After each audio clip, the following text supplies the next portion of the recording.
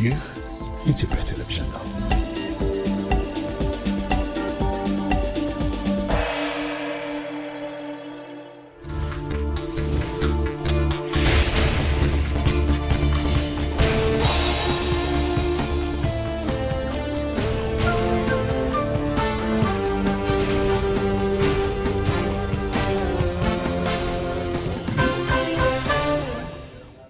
ሚያዝያ 14 2018 ዓ.ም ጤና ይስጥልኝ። እንደምናመሻችሁ የተከበራችሁ ተመልካቾቻችን ከኢትዮጵያ ቴሌቪዥን የረቡዕ ምሽት የኢቲቪ 57 ዜናዎችን ይዘን ቀርበናል። አበይት ዜናዎቹን አስቀድማለሁ። እንደ ሀገር በተቋማት ላይ በተወሰዱ የሪፎርም ስራዎች በፍርድ ቤቶች ላይ የመጣው ለውጥ ተምሳሌታዊ ነው።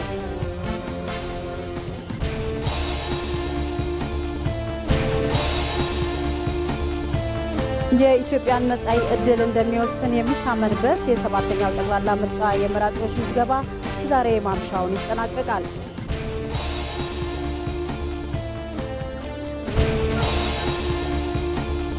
ኢትዮጵያ በመስኖና በኤነርጂ ዘርፍ የጀመረቻቸው ግዙፍ ፕሮጀክቶች ከአፈጻጸም ባለፈ የሀገሪቱን የኢኮኖሚ መዋቅር እየቀየሩ ይገኛሉ።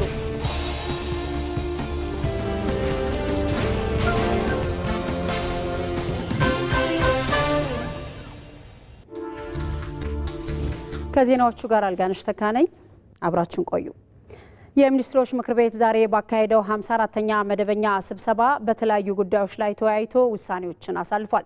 በቅድሚያ ምክር ቤቱ የተወያየው በሁለት የፋይናንስ ድጋፍና የብድር ስምምነቶች ላይ ነው። የመጀመሪያው ለሀገር በቀል የኢኮኖሚ ማሻሻያ እቅድ ማስፈጸሚያ የሚውል ከፈረንሳይ የልማት ኤጀንሲ የ80 ሚሊዮን ዩሮ ብድር ስምምነት ነው። ሁለተኛው ደግሞ ለአነስተኛ የገጠር ገንዘብ አቅርቦት ማሻሻያ ፕሮግራም የሚውል ከአውሮፓ ኢንቨስትመንት ባንክ የ110 ሚሊዮን ዩሮ ብድር ስምምነት ነው። ምክር ቤቱ ሁለቱም የብድር ስምምነቶች ከሀገራችን የብድር አስተዳደር ፖሊሲ ጋር የሚጣጣሙ መሆናቸውን በማረጋገጥ የብድር ስምምነት ማጽደቂያ ረቂቅ አዋጆች ለሕዝብ ተወካዮች ምክር ቤት እንዲተላለፉ በሙሉ ድምፅ ወስኗል። በመቀጠል ምክር ቤቱ የተወያየው በሀገራችን የዩሪያ ማዳበሪያ ማምረቻና ማቀነባበሪያ ፋብሪካን የሚመለከት የኢንቨስትመንት ማበረታቻና ጥበቃ ስምምነት ላይ ነው። የስምምነቱ ዋነኛ ግብ አበዳሪዎች እንደ ኢትዮጵያ ባሉ ታዳጊ ሀገራት ውስጥ ለሚሰሩ ፕሮጀክቶች ብድር ለመስጠት የሚጠቀሟቸውን ጠንካራ መስፈርቶች በማሟላት የሚያስፈልገውን ካፒታል እንዲያገኝ አስቻይ ሁኔታን መፍጠር፣ ማዳበሪያን በሀገር ውስጥ በማምረት የሀገር ውስጥ ፍላጎትን ማሟላት፣ ለማዳበሪያ ግዢ የሚወጣውን ከፍተኛ የውጭ ምንዛሬ ማስቀረትና በምግብ እህል ራስን ለመቻል የምናደርገውን ጥረት ማሳካት ነው። ምክር ቤቱም ስምምነቱ የመንግስትን የፖሊሲ አቅጣጫ የተከተለ መሆኑን በማረጋገጥ የገንዘብ ሚኒስቴር እንዲፈራረምና ወደ ስራ እንዲገባ በሙሉ ድምፅ ይሁንታን ሰጥቷል። የቁልፍ መሰረተ ልማቶች የሳይበር ደህንነት ረቂቅ አዋጅ ላይ የመከረው የሚኒስትሮች ምክር ቤት የኢንፎርሜሽን ቴክኖሎጂን መሰረት የሚያደርጉ የተለያዩ የመንግስት አገልግሎቶች በሚይዟቸው ኢንፎርሜሽኖችና ዳታዎች ላይ የሚነጣጠሩ የሳይበር ጥቃቶች በሀገሪቱ ኢኮኖሚ፣ ማህበራዊ ሰላምና መረጋጋት ላይ የሚፈጥሩትን አሉታዊ ተጽዕኖ ለመቀነስና ለመከላከል ስጋትን መሰረት ያደረገ የቁልፍ መሰረተ ልማቶች ልየታ በማድረግ የሳይበር ደህንነት ጥበቃና ቁጥጥር ማድረግ አስፈላጊ ሆኖ በመገኘቱ ረቂቅ አዋጁ ተዘጋጅቶ ቀርቧል። ምክር ቤቱም በረቂቅ አዋጁ ላይ ከተወያየ በኋላ ግብአቶችን በማከል ወደ ሕዝብ ተወካዮች ምክር ቤት እንዲተላለፍ በሙሉ ድምፅ ወስኗል። ምክር ቤቱ በ6 የዓለም አቀፍ የሁለትዮሽ ስምምነቶች ላይም እንዲሁ ተወያይቷል። የመጀመሪያው ከቪየትናም ሶሻሊስት ሪፐብሊክ መንግስትና ከሩሲያ ፌዴሬሽን ጋር የተደረጉ እንደ ቅደም ተከተላቸው የዲፕሎማቲክ ወይም የአገልግሎት ፓስፖርት ለያዙ ሰዎች ቪዛን የማስቀረት ስምምነትና የጋራ የባዮሎጂ ምርምር ማዕከል ማቋቋም ስምምነት ናቸው። ስምምነቶቹ ኢትዮጵያ ከሀገራቱ ጋር ያላትን የሁለትዮሽ ግንኙነት ለማጠናከርና በሳይንሳዊ ጥናትና ምርምር ዘርፍ የምታደርገውን እንቅስቃሴ ለመደገፍ እንዲያስችሉ ለምክር ቤቱ ቀርቧል። ሁለተኛው ከኢስዋቲኒ ንጉሠ ነገሥት መንግስት፣ ከአንጎላ ሪፐብሊክ መንግስት፣ ከባንግላዴሽ ህዝባዊ ሪፐብሊክ መንግስትና ከሴራሊዮን ሪፐብሊክ መንግስት ጋር በተደረጉ 4 የአየር አገልግሎት ስምምነቶች ላይ ተወያይቷል። ስምምነቶቹ የኢትዮጵያ አየር መንገድ ወደ ሀገራቱ ርዕሰ መዲናዎች በ3ኛና 4ኛ የትራፊክ መብት የመንገደኛና የጭነት የበረራ ምልልስ ለማድረግ ተወካይ አየር መንገዶችን በሽርክና ለማሰራት በ5ኛ የትራፊክ መብት ወደ ተመረጡ መዳረሻዎች በረራ ለማድረግ የሚያስችሉና ኢትዮጵያ ከሀገራቱ ጋር ያላትን የሁለትዮሽ ግንኙነት ለማጠናከር ለአየር መንገዱ ተጨማሪ የገበያ እድል ለመፍጠር የውጭ ቀጥተኛ ኢንቨስትመንትን ለማበረታታት ለስራ እድል ፈጠራ፣ ለውጭ ምንዛሬ ግኝትና ለቱሪዝም ትልቅ ጠቀሜታ ያላቸው በመሆኑ ለምክር ቤቱ ቀርቧል። ምክር ቤቱን በጉዳዮቹ ላይ ከተወያየ በኋላ የስምምነት ማጽደቂያ ረቂቅ አዋጆቹ ወደ የሕዝብ ተወካዮች ምክር ቤት እንዲተላለፉ በሙሉ ድምጽ ወስኗል። በመጨረሻ ምክር ቤቱ የተወያየው የኢትዮጵያ እሳትና ሌሎች ቅጽበታዊ አደጋዎች አገልግሎት ማቋቋሚያ ደንብ ላይ ነው። አገልግሎቱ የእሳትና ሌሎች ቅጽበታዊ አደጋዎችን ለመከላከልና ለመቆጣጠር የሚያስችል ተቋማዊ አደረጃጀት በመፍጠር የሚያጋጥሙ አደጋዎች የከፋ ሰብአዊና ቁሳዊ ጉዳት ሳያስከትሉ ለመቆጣጠር የልማትና የኢንቨስትመንት ተግባራት የእሳትና ሌሎች ቅጽበታዊ አደጋዎች ተጋላጭነትን በመፈተሽ ስጋት ካለ የምላሽ አቅም ግንባታ የምክር አገልግሎት ከሌለም ይሁንታ ለመስጠትና ሀገራዊ የእሳትና ሌሎች ቅጽበታዊ የአደጋ ስጋትና ክስተት ቁጥጥር ስርዓትን ለመምራት እንዲችል ደንቡ ተዘጋጅቶ ለምክር ቤቱ ቀርቧል። ምክር ቤቱም በረቂቅ ደንቡ ላይ ከተወያየ በኋላ ግብዓቶችን በማከል በፌዴራል ነጋሪት ጋዜጣ ላይ ታትሞ ከወጣበት ቀን ጀምሮ በስራ ላይ እንዲውል በሙሉ ድምጽ ወስኗል።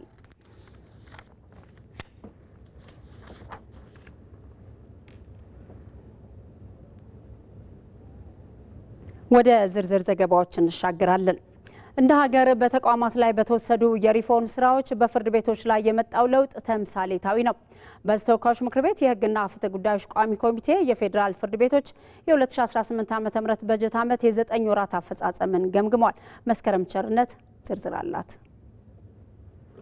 ህዝብን ለምሬትና እንግልት ይከቱ ከነበሩ ተቋማት መካከል ፍርድ ቤቶች ቀዳሚ ነበሩ። ፍርድ ቤቶቹ የመልካም አስተዳደር ችግር፣ ሙስና፣ የአገልግሎት መንዛዛትና መሰል ችግሮችም መገለጫቸው ነበር። የለውጡ መንግስት ተቋማት ላይ ባደረገው ማሻሻያ ግን ይህ ታሪካቸው ተቀይሯል። የ2018 ዓ.ም የ9 ወር የፌዴራል ፍርድ ቤቶች አፈጻጸምን የገመገመው የህግና ፍትህ ጉዳዮች ቋሚ ኮሚቴ ይህንኑ እውቅና ሰጥቷል። በፍርድ ቤቶች ውስጥ ለዘመናት ስር ሰደው እና የተከማቹ የመልካም አስተዳደር ችግሮች የነበሩትን ከመሰረቱ ለመፍታት እየሰራችሁ ያላችሁ ስራ እጅግ በጣም አበረታች ነው ለማለት ይቻላል። ተቋሙ የ3 ዓመት የለውጥ ፍኖተ ካርታ ቀርጾ ተግባራዊ ማድረጉ ተጨባጭ ለውጥ እንዲመጣ ያደረገ ነው የተባለ ሲሆን ይህንን አቅም ወደ ክልል ማውረድ ያስፈልጋልም ተብሏል። ተዘዋውረን ባየነው መሰረት አንዱ ክልል ከሌላው ክልል ጋር ያፈጻጸም ልዩነት ስላላቸው ተቀራራቢ አፈጻጸም እንዲኖራቸው እየተሰጠ ያለው ድጋፍ ምን ይመስላል? ሁሉም ክልል በሚባል ደረጃ የቴክኒክ የቁሳቁስ ድጋፍ ማድረስ ይችላል። አብዛኛው እኛ ጋር ያሉ የኢኮቴ ባለሙያዎች ሌሎቹንም ክልሎች በነፃ በጠየቁ ጊዜ ያገለገሉ ይገኛሉ።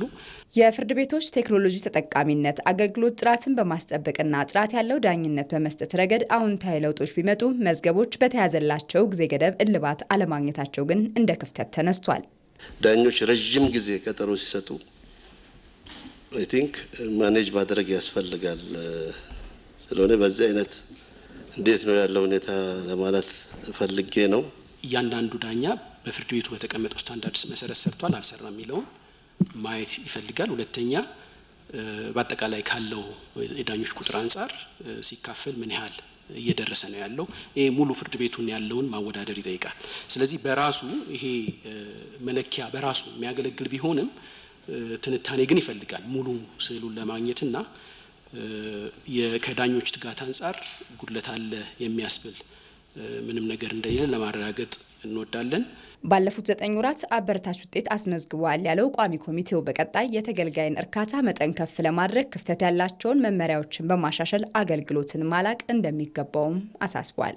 የፍትህ ስርዓት እንደ ሀገር ከማስፈን አኳያ የሚኖረው አስተዋጽኦ በጣም ከፍተኛ ስለሆነ ከዚህ አንጻር የተሰሩ ስራዎች በጣም አስተማሪ ናቸው የሚለውን በቅድሚያ ማንሳት ፈልጋለሁ። ከክልሎችም ጋር በተገናኘ ከዚህ በፊት ስንገመግም እንደ እጥረት ወስዳችሁ መሙላታችሁ በጣም ጥሩ ነው። የተንቀሳቃሽ የመሶብ አንድ ማዕከል ዜጎች የፈለጉትን አገልግሎት በየአካባቢያቸው እንዲያገኙ የሚያስችል እድልን ይዟል።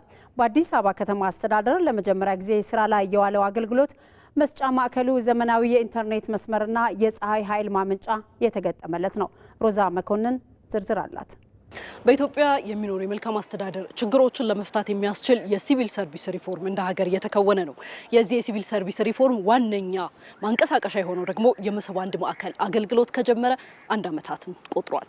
ይህ አንድ ዓመታት ጊዜ ውስጥ እንደ ሀገር ከ3000 በላይ የሚሆኑ አገልግሎቶች ማህበረሰቡ እንዲያገኝም አስችሎታል። ዛሬ ደግሞ ልዩ በሆነ ሁኔታ ይህንን የሞሰብ አንድ ማዕከል አገልግሎትን ወደ ተንቀሳቃሽ የሞሰብ አንድ አገልግሎት በመቀየር በዚህ በምትመለከቱት መልኩ ለማህበረሰቡ አገልግሎት እንዲውል ይፋ ተደርጓል። ይህ በውስጡ በርካታ አገልግሎቶችን ይዟል። ወደ ውስጥ ዘልቀን የምንመለከተው ይሆናል። በአዲስ አበባ ደረጃ የተጀመረ ነው። አዲስ አበባ 6 ማዕከላትን በመያዝ 140 አገልግሎቶችን 25 ተቋማትን ይዛ ነው እንግዲህ የተንቀሳቀሰች የምትገኘው። ዛሬ ደግሞ በዛ ላይ ሌላ አቅም ተንቀሳቃሽ የሆነ የሞሰብ አንድ ማዕከል አገልግሎት ተጨምሯል። እኔም ዛሬ በዛው የመንጃ ፍቃዴን ጊዜው አልፎበታል። ስለዚህ እሱንም ለማሳደስ በዚሁ አገልግሎቱንም ለማግኘት ጎራ ብዬ ለእናንተም የማስመለክታችሁ ይሆናል። አብራችሁን ዝለቁ።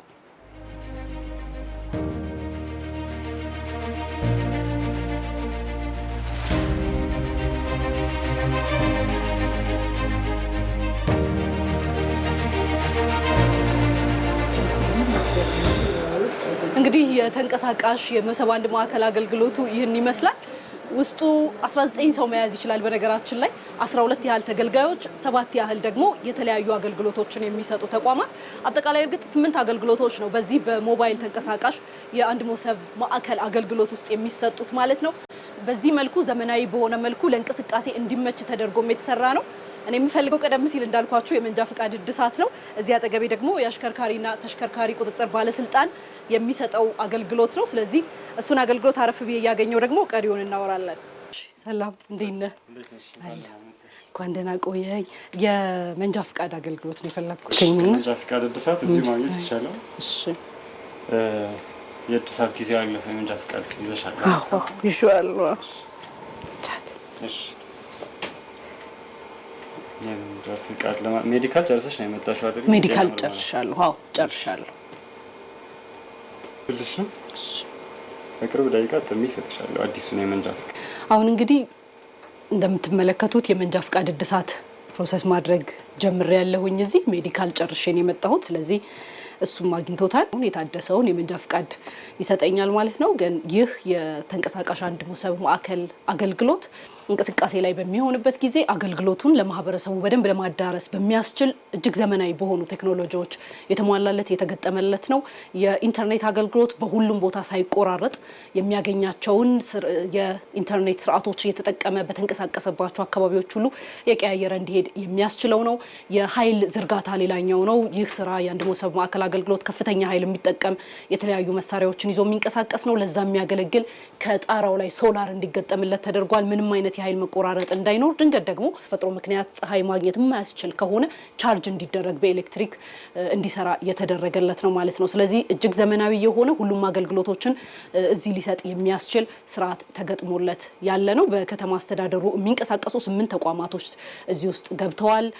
የሚሰጡ አገልግሎቶችም በርካታ አገልግሎቶች ናቸው። የዚህ የሜዲካል የጤና የፋይዳ አገልግሎት፣ የንግድ ገቢዎች አገልግሎት እዚህ ማግኘት ይቻላል። የፋይዳ መታወቂያ እንዲሁም ደግሞ አሁን እዚህ የትራንስፖርት እየተጠቀምን እንዳለ ነው ማግኘት የሚያስችል ነው። በከተማ አስተዳደሩ እንግዲህ ተጨማሪ 5 ማዕከላት ወደፊት ወደ ስራ የሚገቡ ነው የሚሆነው። አሁን እንግዲህ ፕሪንት የማድረግ ስራ ነው እያከናወነልኝ ያለው ማለት ነው። የመንጃ ፍቃዴን ፕሮሰስ አድርጓል። አዲስ መንጃ ፍቃድ ፕሪንት የሚያደርግልኝ ይሆናል። ይህ እስኪሆን ተመልክታችሁት ከሆነ እንግዲህ በጣም እጅግ በ5 እስከ 7 ደቂቃዎች ድረስ ብቻ ነው እየፈጀብኝ የሚገኘው ይህንን አገልግሎት ለማግኘት። በሌሎች ቦታዎች ላይ ይህንን አገልግሎት መንገራገጩን ወይም ደግሞ ረጅም ጊዜና ወጪን የሚጠይቀውን በፈጣን ጊዜ ማንቀሳቀስ ወይም ደግሞ ማሳካት ይቻላል። የብቻ ሳይሆን ትልቅ አቅሙ አድርገን ልንወስደው የምንችለው የዚህን የተንቀሳቃሽ የሞባይል አገልግሎት ተገልጋይ ብቻ ሳይሆን አገልጋይ መንግስት ወደ ማህበረሰቡ ደርሶ አንድ እርምጃ ተጠግቶ እንዲህ ባለ መልኩ ለዜጎች አገልግሎት መስጠትን የሚያስችል ስርዓት እየፈጠረ ነው። ስለዚህ እጅግ ጥሩ ወደፊት ሊስፋፋ የሚችል መሆኑንም ነው የተመለከትኩት። ያለቀልኝ ይመስለኛል። በጣም አመሰግናለሁ። እሺ፣ በጣም አመሰግናለሁኝ። እንግዲህ እንደተመለከታችሁት ነው የዚህን የአዲስ የሆነ የመንጃ ፍቃድ አግኝቻለሁ፣ አድሻለሁ። በዚህ ተንቀሳቃሽ የሞሰብ ማዕከል አገልግሎት ውስጥ በርካታ ቀደም ሲል እንዳልኳቸው አገልግሎቶች ይሰጣሉ። የሲቪል ምዝገባዎችን ጨምሮ ልደት፣ ሞት፣ ጋብቻን የመሰሉ ማለት ነው በዚህ ውስጥ ይሰጣሉ። እንግዲህ በየአካባቢያችሁ በሚመጣ ጊዜ ወደፊትም የማስፋፋት እቅዱ ስላለ ይህንን አገልግሎት ማግኘት የምችሉ መሆኑን ከወዲሁ እንግዲህ ልነግራችሁ ወይም ደግሞ ላሳውቃችሁ ወዳለሁኝ። መልካም ጊዜ ይሁንላችሁ።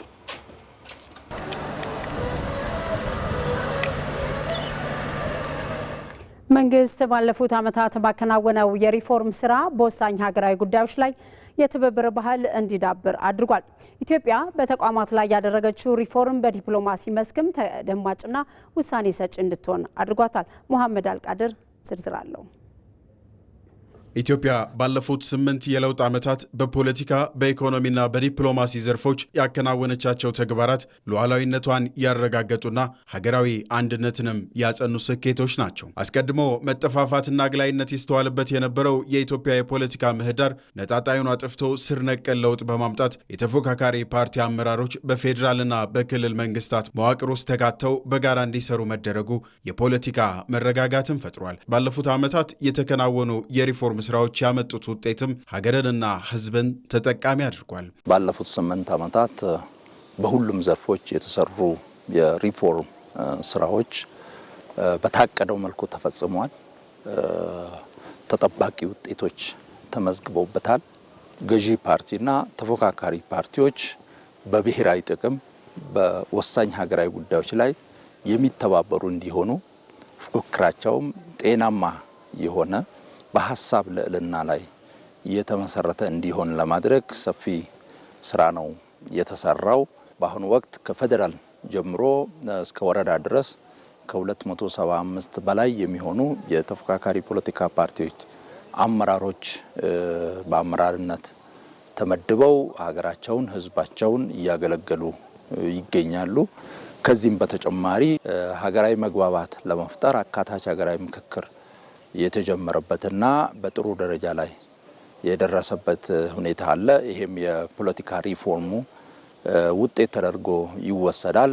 ኢትዮጵያ በዓለም አቀፍ ግንኙነት ላይም ሀገራት ለኢንቨስትመንት ለኢኮኖሚ አጋርነት እንዲመርጧትና ወሳኝ በሆኑ ዓለም አቀፍ ተቋማትም ተደማጭ ብቻ ሳትሆን ውሳኔ አሳላፊ እንድትሆን አድርጓታል። ኢትዮጵያ በአጠቃላይ ለኢንቨስትመንት ለኢኮኖሚ አጋርነት እና ለትብብር ተፈላጊ ሀገር እየሆነች መምጣቷ ብዙ የሩቅም የቅርብም ሀገራት ኢትዮጵያን ለትብብር እየፈለጉ ከኢትዮጵያ ጋር ያላቸውን ግንኙነት ለማጠናከር በጣም ጥረት የሚያደርጉበት ትብብራችን የወዳጅነት አድማሳችን እየሰፋ መሄዱም ይህም እንደ አንድ ስኬት የሚታይ ነው። በባለ ብዙ ወገን የዲፕሎማሲና ግንኙነትም የኢትዮጵያን ተጽዕኖ የሚጨምሩ ዓለም አቀፍ ተቋማት ውሳኔ ሰጪ አካላት ውስጥ ኢትዮጵያ እንደ ሀገር በከፍተኛ ድምጽ እየተመረጠች አባል መሆኗ እንደ ሀገር ሳይሆን እንደ ግለሰብ በመወከል በሚቻልባቸው መድረኮችም የኢትዮጵያ እጩዎች ባለፉት 9 ወራት ለምሳሌ ስንመለከት ከፍተኛ ድምጽ እያገኙ በአፍሪካ ደረጃም በዓለም አቀፍ ደረጃም እየተመረጡ መምጣታቸው ይሄ የኢትዮጵያ ተጽዕኖ እያደገ እንደሄደ የሚያመላክት ውጤት ሆኖ አግኝተነዋል። ኢትዮጵያ ያደረገችው የኢኮኖሚ ሪፎርምም የሚያጋጥሟትን ፈተናዎች እንድትቋቋምና ዓለም አቀፍ ጫናዎችንም አልፋ ውጤቶችን እንድታስመዘግብ አድርጓታል። ይህም ኢትዮጵያን ተመራጭ ብቻ ሳትሆን ልምዷም የሚቀሰም እንዲሆን አድርጎታል። የዲፕሎማሲ ውጤት የሚገኘው በዲፕሎማሲ መድረኮች ላይ በሚደረግ እንቅስቃሴ ብቻ አይደለም። አጠቃላይ ሀገሪቷ በሚኖራት የኢኮኖሚ እንቅስቃሴ የሀገሪቷ ተቋማት ባላቸው ጥንካሬና በተገነቡበት ደረጃ ነው የዲፕሎማሲ ውጤቱም እዛ ላይ የሚመረኮዝ ነው እና በተለይ በኢኮኖሚ ሪፎርሙ የተገኙ ውጤቶች አረንጓዴ አሻራን እንደ ተምሳሌት መቁጠር እንችላለን። ከዛም የታዳሽ ኃይሎች ላይ የምናደርገው ኢንቨስትመንት፣ በከተማ ልማት፣ በገጠር ልማት የሚደረጉ እንቅስቃሴዎች ሁሉ እነዚህ ሁሉ ተደምረው እና የሚመጣው የኢኮኖሚ እድገት ሌሎች ሀገራት ኢትዮጵያን ለትብብር የሚመርጧት ሀገር እንድትሆን በዚች ሀገር ላይ ኢንቨስት ብናደርግ የኢኮኖሚ እድገቱ ተጠቃሚ እንሆናለን ብለው እንዲያስቡ እንዲሁም ኢትዮጵያ ከምትሄድበት መንገድ ልንማር እንችላለን፣ ልምድ ልንቀስም እንችላለን ብለው እንዲያስቡ አድርጓቸዋል። ኢኮኖሚ ሪፎርሙ ለሌሎች ሀገራትም ምሳሌ በሚሆን መልኩ ለሌሎች ማዕሪያ በሚሆን መልኩ ነው የተካሄደው። ከፍተኛ ውጤትም አስመዝግቧል። ለአብነት የኤክስፖርት እድገትን ማንሳት ይቻላል። በ9 ወሩ ያለው አፈጻጸምም እጅግ በጣም አመርቂ ነው። 7.7 ቢሊዮን ዶላር በላይ ተገኝቷል። ይሄ ባለፉት አመታት የ3 አመታት ውጤት ነበረ። ስለዚህ የኢኮኖሚ ሪፎርሙ ከፍተኛ ውጤት እያመጣ መሆኑን ማየት ይቻላል። ከዚህ በተጨማሪም የኢኮኖሚ ሪፎርሙ እንዲያስገኝ ይጠበቁ ከነበሩ ውጤቶች መካከል አንደኛው ከውጭ የሚገባውን ምርት በሀገር ውስጥ መተካት ነው። ተኪ ምርቶችን በስፋት ማምረት ነው። ከዚህ አኳያም በተለያዩ ዘርፎች የተሰራው ስራ ትልቅ ውጤት እያስመዘገቡ ይገኛሉ። በማህበራዊ ዘርፍም የማህበራዊ ዘርፉን አካታችነት፣ ፍትሃዊነትና ጥራት ለማሳደግ የተሰሩ ስራዎች ትልቅ ውጤት ማምጣታቸውን አይተናል። መንግስት ባለፉት 8 ዓመታት ያስመዘገባቸው እነዚህ ስኬቶች የቀጣይ ግዙፍ ጉዞ ጅማሮ ናቸው። የተጀመሩ የሪፎርም ስራዎችም የዜጎችን ሁለንተናዊ ተጠቃሚነት እስኪያረጋግጡ ድረስ ተጠናክረው የሚቀጥሉ መሆኑም ተገልጿል። ባለፉት ጥቂት ዓመታት በኢንዱስትሪ ግብርናና ማዕድን ዘርፎች የተሰሩ ስራዎች የኢትዮጵያን የኢኮኖሚ ስብራት በመጠገን ረገድ ከፍተኛ ሚናን ተጫውቷል። ከለውጡ አስቀድሞ አዝጋሚ የነበሩት የኢትዮጵያ የግብርና የኢንዱስትሪና የማዕድን ዘርፎች ከሀገር አልፈው ዓለም አቀፍ ተወዳዳሪነትን ከፍ ያደረጉ ሆኗል። ወንደሰን አፈወርቅ በዘርፎቹ የተመዘገቡን ውጤት እንዲህ ተመልክቶታል። በኢትዮጵያ በ2010 የመጣው ለውጥ በኢንዱስትሪ በግብርናና ማዕድን ዘርፎች ስር ነቀል ውጤቶችን ማምጣት አስችሏል። ባለፉት ጥቂት ዓመታት በእነዚህ መስኮች የተሰሩ ስራዎችም የኢትዮጵያን የኢኮኖሚ ስብራት በመጠገን ረገድ ከፍተኛ ሚናን ተጫውተዋል። አዝጋሚ የነበረው የኢትዮጵያ የኢንዱስትሪ ዘርፍ ለውጡን ተከትሎ ከፍተኛ መነቃቃት ውስጥ ይገኛል። ባለፉት የለውጥ ዓመታት የኢንዱስትሪ ዘርፉ ከፍተኛ እድገትም አስመዝግቧል። ባለፉት 9 ወራት ብቻ 433 ሚሊዮን ዶላር የሚያወጡ ምርቶችን ወደ ውጪ መላክ ተችሏል። የማኑፋክቸሪንግ ኢንዱስትሪ እድገት በ2 ዲጂት ነው እያደገ ያለው። እንግዲህ ስንጀምር የነበረው ከ4.7 እና ከ4.8 የበለጠ አልነበረም እድገቱ።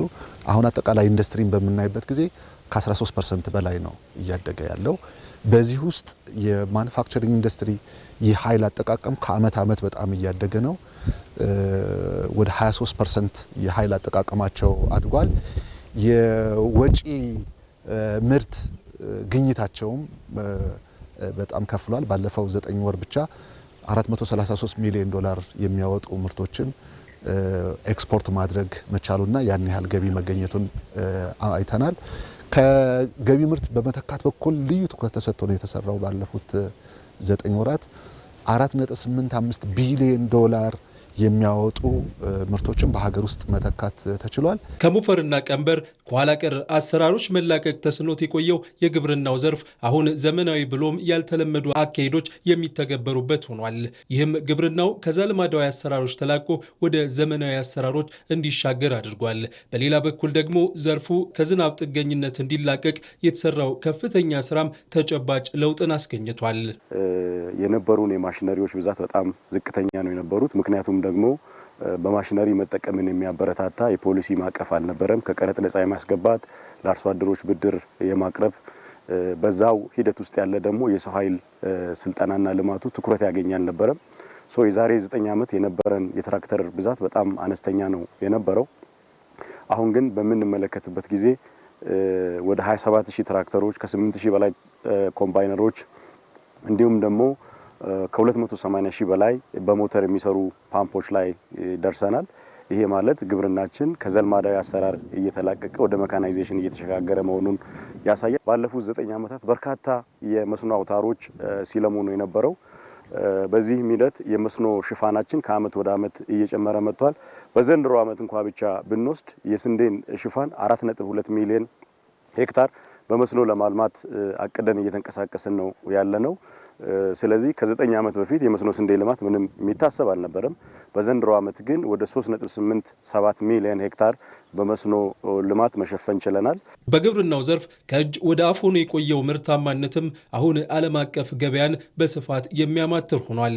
የዛሬ 9 ዓመት አጠቃላይ የግብርና ምርታችን ለውጭ ንግዱ የነበረው አስተዋጽኦ ይታወቃል። አገራዊ አጠቃላይ የኤክስፖርት ገበያችን ከ3 ቢሊዮን ዶላር በታች ነው የነበረው በአመት። አምና የደረስንበትን ደረጃ ብቻ ወስደን ብናይ እንደ ሀገር 8.2 ቢሊዮን የአሜሪካ ዶላር ከውጭ ምንዛሪ ወይም ደግሞ ከሸቀጦች ንግድ ብቻ ማግኘት ችለናል። ከዛ ውስጥ የግብርና ድርሻ 50 በመቶ ወይም ደግሞ 4.2 ቢሊዮን የአሜሪካ ዶላር ገቢ አስገኝቷል ማለት ነው። ከዚህ አንጻር ግብርናችን አርሶ አደራችን አርብቶ አደራችን ከእጅ ወደ አፍና ለምግብነት ከማምረት ባለፈ በዓለም ላይ በጥራትም በመጠንም ተወዳዳሪ የሆኑ ምርቶችን በማምረት እድገቱ በዚህ ደረጃ ሊመዘገብ የቻለበትን ሁኔታና ተስፋ ሰጪነቱን ያሳያል ማለት ነው። በቀደመው ጊዜ ተረስቶ የቆየው የማዕድን ዘርፉ የሚጨበጡ ለውጦች ታይተውበታል።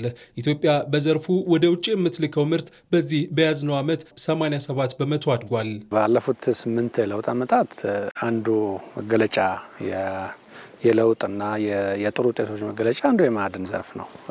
በፖሊሲም ደረጃ ከፍተኛ ለውጥ የታየበት ዘርፍ ነው። ይሄ ዘርፍ በተለይ ባለፉት 2 እና 3 ዓመታት ደግሞ ከፍተኛ ለውጥ ነው ያሳየው እና የሚታዩ ለውጦችም የሚጨበጡ ናቸው። አመት አመት ጭማሪውም በጣም ከፍተኛ ነው። ለምሳሌ በዚህ አመት የማዕድን ዘርፍ ኤክስፖርቱ ወደ 87 በመቶ አካባቢ ነው ያደገው። ኤክስፖርቱ ኢምፖርት የተለያዩ ኮሞዲቲዎች አሉ ኢምፖርት የምናደርጋቸው በእነሱም ላይ በሲሚንቶ ላይ በከሰል ምርት ሙሉ ለሙሉ ችለናል። ሲሚንቶ ላይ ወደ 50 በመቶ አካባቢ የሚሆን ጭማሪ ነው ያለውና አሁን ካለው ውጤት በተጨማሪ የተጀመሩ ግንባታ ላይ ያሉ ሜጋ ቢሊየን ፕሮጀክቶች በየጊዜው ያው በስራ ላይ ያሉ አሉና አንዱ የለውጥ ዓመታት ዲፓርቸር የሚባለው ይሄ ዘርፍ ነው። ኢትዮጵያ በሶስቱ ማለትም በኢንዱስትሪ ግብርናና ማዕድን ዘርፎች ያስመዘገበቻቸው ያሉ ውጤቶች መጻኢው ጊዜ ብሩህ ስለመሆኑ አመላካቾች ናቸው። ኢትዮጵያ በመስኖና በኢነርጂ ዘርፍ የጀመረቻቸው ግዙፍ ፕሮጀክቶች ካፈጻጸም ባለፈ የሀገሪቱን የኢኮኖሚ መዋቅር እየቀየሩ ይገኛሉ። በኢትዮጵያ የፕሮጀክቶች አፈጻጸም ችግር ከመጓተት ተላቆ በአሁኑ ወቅት ወደ ፈጣን ማጠናቀቅና ማስመረቅ ባህል እየተቀየረ መሆኑን የመስኖና የኤሌክትሪክ ኃይል ፕሮጀክቶች ማሳያዎች ናቸው። ሙሉ ግርማይ በዚህ ጉዳይ ላይ ዝርዝር አዘጋጅቷል። ለዓመታት በኢትዮጵያ መስኖ ልማት ታሪክ ውስጥ አንድ የጋራ መጠሪያ ነበር የተጓተቱ ፕሮጀክቶች። በቢሊየን የሚቆጠር የህዝብና የመንግስት ሀብት ፈሶባቸው የመሰረት ድንጋይ ከተጣለላቸው በኋላ በውሃ ሳይሆን በአቧራ ተሸፍነው የቆዩ በርካታ ግዙፍ ፕሮጀክቶች ነበሩ። ይሁን እንጂ ከቅርብ ጊዜ ወዲህ ይህ የታሪክ ጠባሳ እየተቀየረ ፕሮጀክቶችም ከአቧራ ወደ አረንጓዴነት ከመጓተት ወደ ምረቃ እየተሸጋገሩ ይገኛሉ። ለዚህም ባለፉት 9 ወራት ተጠናቀው ለሪቫን ቆረጣ የበቁት ፕሮጀክቶች ምስክር ናቸው። የመስኖ ፕሮጀክቶች መጠናቀቅ የማይታሰብ ህልም ነው የሚለው ማመለካከት አሁን ላይ በገሃድ እየተቀየረ መጥቷል። ከጎዴ እስከ ወልመል ከቄጦ እስከ ተንዳው ያሉ የመስኖ ፕሮጀክቶች የምረቃ ዜናዎች እንግዳ ለመሆናቸውን ያሳዩ ናቸው። እንደምታስታውሱት የመስኖ ፕሮጀክቶች ድሮ ይሰራሉ እንጂ ምርቃት የሚባል ነገር አይታወቅም፣ መጨረስ የሚባል ነገር አይታወቅም። ፕሮጀክቶቹ ሁሌ እንደተገመገሙና ሁሌ ችግር ላይ እንደሆኑ ነው የነበረው። ይህንን የሚያስተካክል አደረጃጀትም አሰራርም ክትትልም አሰራር ስርዓትም ጠቅላላ ስለዘረጋን ፕሮጀክቶች ማስመረቅ በስፋት የጀመርንበት ጊዜ ነው። ከጎዴ ጀምረን ወልመልን ያስመረቅንበት፣ ቀጥለንም ቄጦ ያስመረቅንበት፣ ባለፈው ደግሞ ተንዳሁንም ያስመረቅንበት፣ ያላስመረቅናቸው የጨረስናቸው ፕሮጀክቶችም ያሉ ናቸውና ብዙ ፕሮጀክቶች በእቅዳቸው በፍጥነት ማጠናቀቅ የቻልንበት ጊዜ ነው። ባለፉት 9 ወራትና አፈጻጸሙ በጣም በጥሩ ደረጃ የሚታዩ ናቸው።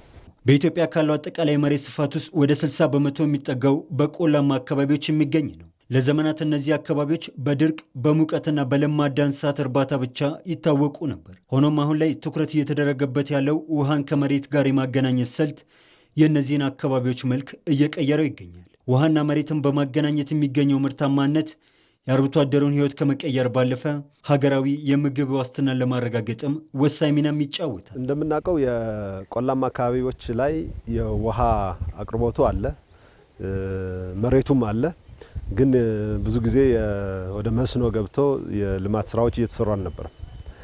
ከዚህ በፊት የታሰቡ ግን ወደ ስራ ያልገቡ ፕሮጀክቶችን ወደ መስኖ መሰረተ ልማት ዝርጋታውን በማጠናቀቅ የተሻለ ስራ መሬቱንም ውሃውንም በማገናኘት እዛ ያለው አርብቶ አደርም አርሶ አደርም በተሻለ ሁኔታ ምርት ማምረት የሚችልበት በአመት 3 ጊዜ ማምረት የሚችልበት የመስኖ ስራዎች በስፋት ተሰርተዋል።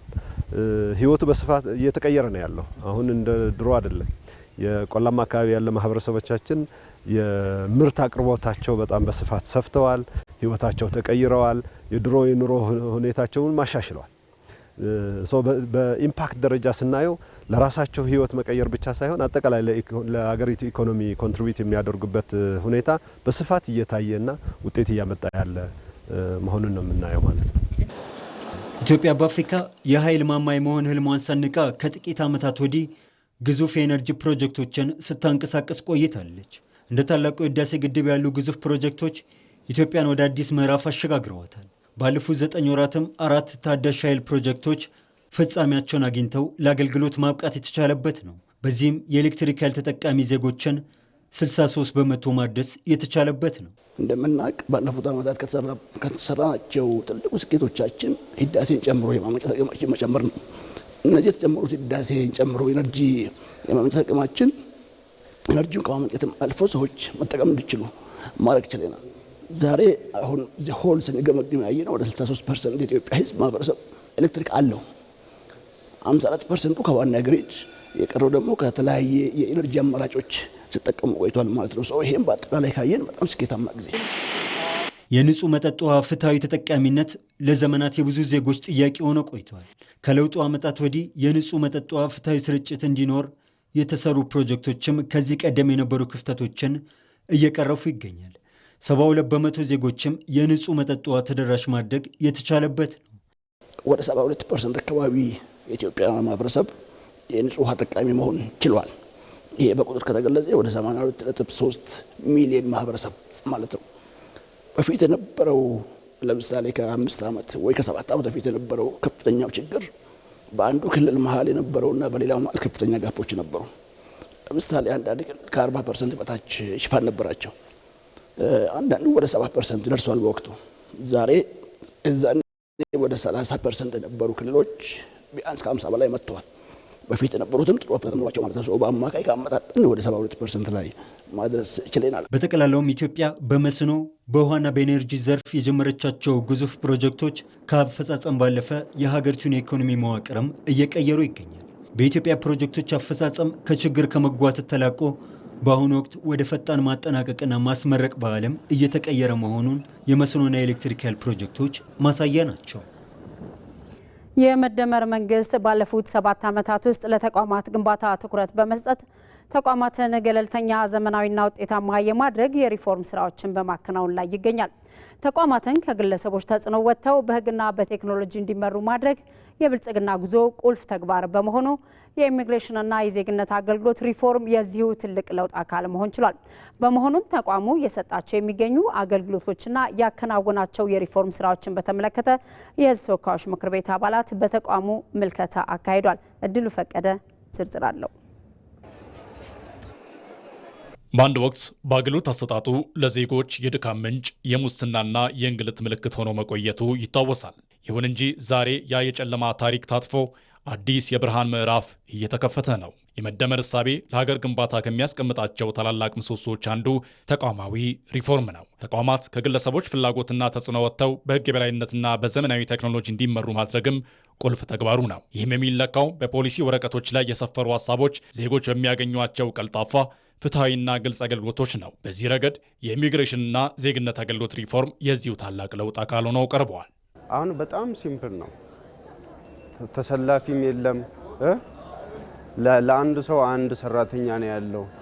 እዚህ ከመጣን ያው 10 ደቂቃ ባልሞላ ውስጥ ያው መስተንግዶ በጣም አሪፍ ነው። ያው እሻራ ሰጥቼ እየወጣው ከእናንተ ተገናኝቻለሁ ማለት ነው። ባለፉት ዓመታት ትኩረት የተሰጠው የመደመር እሳቤ ዋናው ግብም የመንግስት ተቋማትን ገለልተኝነት፣ ብቃትና ተጠያቂነት ማረጋገጥ ነው። በዚህ ረገድ የኢሚግሬሽንና ዜግነት አገልግሎት የጀመረው የተቋማዊ ሪፎርም ስራ ተቋሙን ከነበረበት የአሰራር ድክመት አውጥቶ የዜጎች ኩራት ወደሚሆንበት ደረጃ እያሸጋገረው ነው። የተቋማት ግንባታ ሀገርን መገንባት ማለት ነው። ተቋማት ያልበረቱበት፣ ተቋማት ያልጸኑበት ሀገር የሚመጣው ንፋስ ሁሉ ነው የሚወስደው። አይተህ እንደሆነ በጣም አደጉ የምንላቸው ሀገራት በተለያየ ውዥንብር አይነቃነቁም። ምክንያቱም ኢንስቲትዩሽኖቻቸው በጣም ጠንካራ ናቸው፣ በጣም የማይነቃነቁ ናቸው። የሰው ኃይላቸው ብርቱ ነው። የቴክኖሎጂ ሲስተማቸው ብርቱ ነው። በየጊዜው አፕዴት እያደረጉት ይሄዳሉ። ከዚህ የተነሳ በሚመጣው ውዥንብር አይገፋም ማለት ነው። ተቋሙን ከሰው ንክኪ ነፃ ወደሆነ ዲጂታል አሰራር ማሸጋገር የአገልግሎት ጥራትን ማረጋገጥ ብቻ አይደለም፣ ይልቁንም የሀገርን ሉዓላዊነትና ብሔራዊ ደህንነትን በጽኑ መሰረት ላይ የማቆም ጉዳይ ነው። ኢትዮጵያ ውስጥ ያሉ ውስብስብ ችግሮች ኢሚግሬሽን ጨምሮ ሌሎቹ ጋር ብዙ ጊዜ የሚታዩት ከተቋማት ግንባታ ጋር የተያያዘ ነው። ጠንካራ ተቋማት ሲኖሩ ሀገር ይቀየራል። ለሀገረ መንግስት ግንባታም ትልቅ ፋይዳዎች አሉት።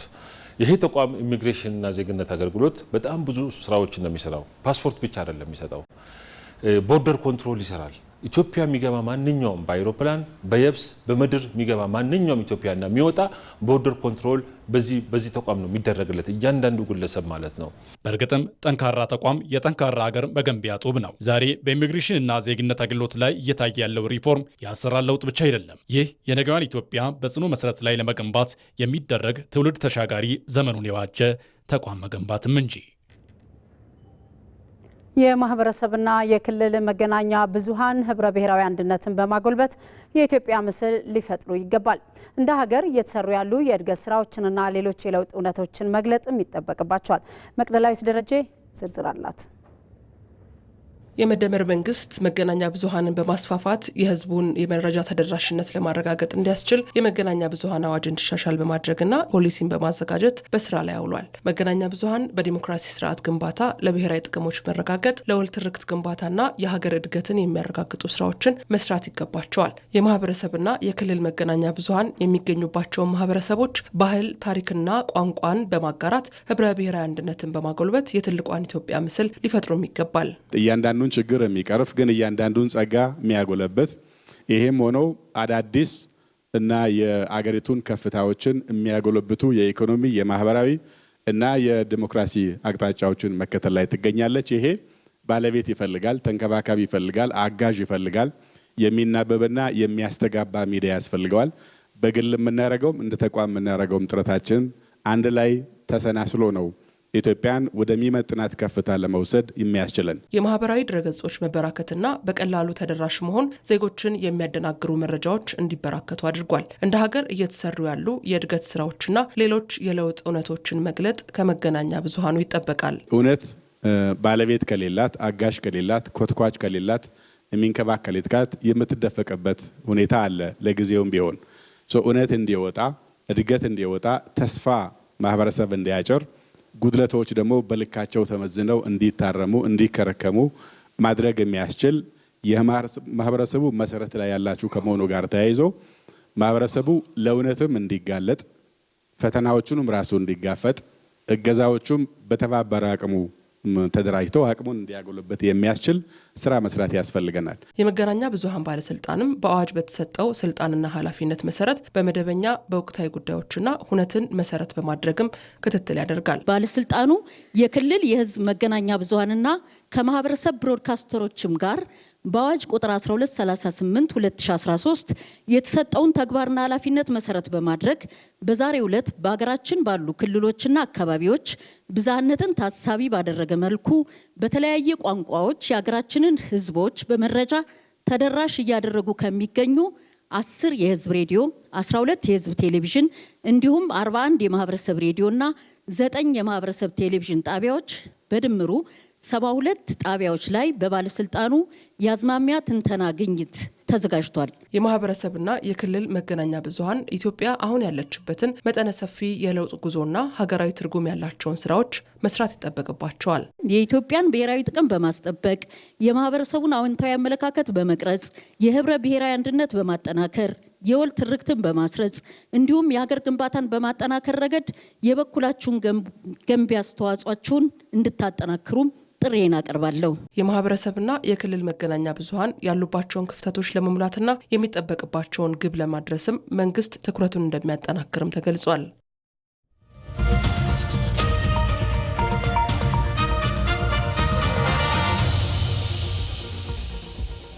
ሰባተኛውን ጠቅላላ ምርጫ ወደ ተመለከተ ዘገባ አልፋለሁኝ።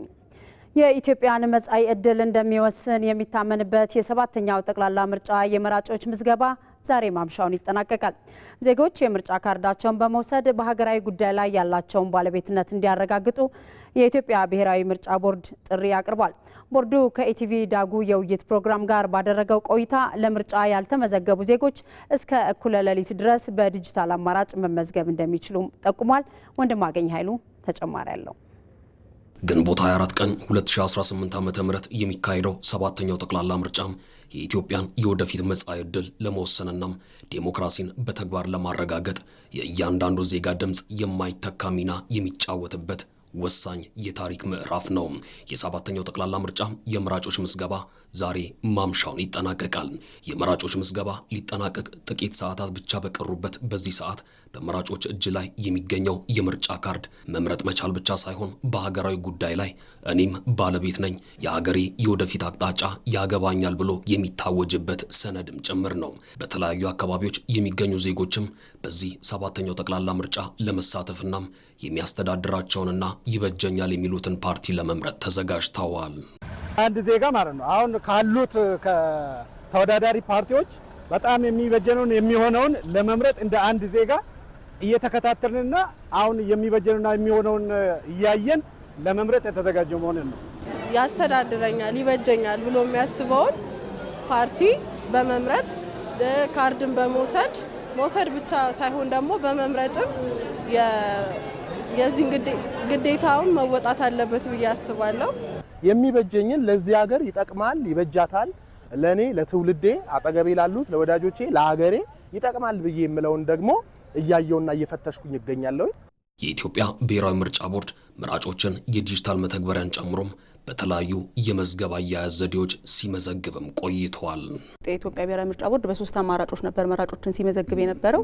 የመጀመሪያው በምርጫዬ በተሰኘች መተግበሪያ በስልክ እንዲሁም በኮምፒውተር ዜጎች ራሳቸውን በራሳቸው እንዲመዘግቡ ያዘጋጀ ነው ሁኔታ ነው። ሁለተኛው ደግሞ በኢትዮጵያ ብሔራዊ ምርጫ ቦርድ በቀጠራቸው ምርጫ አስፈጻሚዎች በአዘጋጀነው ታብሌት ዲጂታል በሆነ መንገድ ዜጎችን ምን መዘግብበት በምርጫ ጣቢያ ምን መዘግብበት ሂደት ነበረ። ሶስተኛው ደግሞ የኢንተርኔት ተደራሽነት ባሌለባቸው ቦታዎች በመደበኛ ሁኔታ በፊት እንደምናደርገው በመዝገብ ላይ መራጮችን ስንመዘግብ ቆይተናል። የኢትዮጵያ ብሔራዊ ምርጫ ቦርድ በአፍሪካ ጥቂት ተሞክሮ ያለውን የዲጂታል መራጮች ምዝገባ ዘዴን በተሳካ ሁኔታ ተግባራዊ አድርጓል። በሂደቱም ከ5 ሚሊዮን በላይ ዜጎችን በዘመናዊ ቴክኖሎጂ ብቻ መመዝገብ መቻሉ ትልቅ ድል ነው። የመጀመሪያ ጊዜ ነው። በጥቂት እንደ አፍሪካም ስታየው በጥቂት የአፍሪካ ሀገራት ላይ ብቻ የተሞከረ ሙከራ ነውና አስፈሪ ነበር ለመጀመር። ይቀበለናል ወይ ዜጋው እንችለዋለን ወይ የሚለውም ነገር አሳሳቢ ነው። ኢትዮጵያ በጣም ትልቅ ሀገር ስለሆነች ስለዚህ እሱን ሙከራ ችለን አሁን እዚህ እስክንገባ ድረስ በዲጂታል ብቻ ምዝገባ ወደ 5.3 ሚሊዮን ዜጎች ተመዝግበዋል። ስለዚህ ይሄንን ማድረጋችን እንደ ትልቅ ስኬት መሞከራችን መጀመራችንና ለመፈጸም መዘጋጀታችን በጣም ትልቅ እንደ ስኬት የምናወራው ነገር ነው። የመራጮች ምዝገባ እስከ ዛሬ እኩለ ሌሊት የሚቀጥል ሲሆን የመራጮች ቁጥርም ቦርዱ ካስቀመጠው ቁጥራዊ ትንበያ ሊሻገር እንደሚችል ይጠበቃል። ባለው ፕሮግረስ እስከ 50 ሚሊዮን ሊደርስ ይችላል ብለን እንጠብቃለን። እንግዲህ ዛሬን እንዳልኩ በራሳችን ለመመዝገብ ለምሳሌ እስከ ሌሊቱ 6 ሰዓት መመዝገብ እንችላለን። በምርጫ ጣቢያዎች ደግሞ እስከ ምሽቱ 1 ሰዓት ላይ ምዝገባ ይከናወናልና በዚህ ሂደት እስካሁን የነበረውን አካሄድ ስናየው እስከ 50 ሚሊዮን ከዛም በላይ ቢሆን የኢትዮጵያ ብሔራዊ ምርጫ ቦርድ በደስታ የዜጎችን ድምጽ ለማስተናገድና ሀሳባቸውን ለመቀበል ዝግጁ ነን ያለ ነው ማለት። የኢትዮጵያ ብሔራዊ ምርጫ ቦርድ እያንዳንዱ ነጠላ ድምጽ ተደምሮ የሀገርን እጣ ፈንታ እንደሚወስንናም ይሄም የዜግነት ኃላፊነት መሆኑን አጽንኦት ሰጥቷል። መመዝገብ የመጀመሪያው ቅድመ ሁኔታ ነው። የውዴታ ግዴታም ነው። የዜግነት ኃላፊነት ነው፣ መብትም ቢሆን። ስለዚህ ያንን ድምጽ ለመስጠት ዜጎች ካልተመዘገቡ ድምጽ መስጠት አይችሉም። ድምጹ ደግሞ የእያንዳንዱ ሰው ድምጽ ተደምሮ ተዳምሮ ነው ሀገር የሚያሻግረው፣ ወንበር የሚሰጠው፣ ስልጣን የሚሰጠው ያ ድምጽ ነው። ቦርዱ ባስቀመጠው ትንበያ መሰረት የሚመዘገበው ከፍተኛ ቁጥር ያለው መራጭም ዜጎች ለፖለቲካ ተሳትፎ ያላቸውን ቁርጠኝነትና የባለቤትነት ስሜት የሚያንጸባርቅ ነው።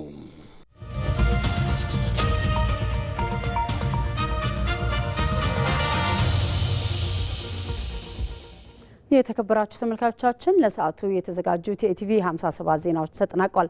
2 ሰዓት ላይ መልሰን እንገናኛለን። እስከዛው መልካም ቆይታ ይሁንላችሁ።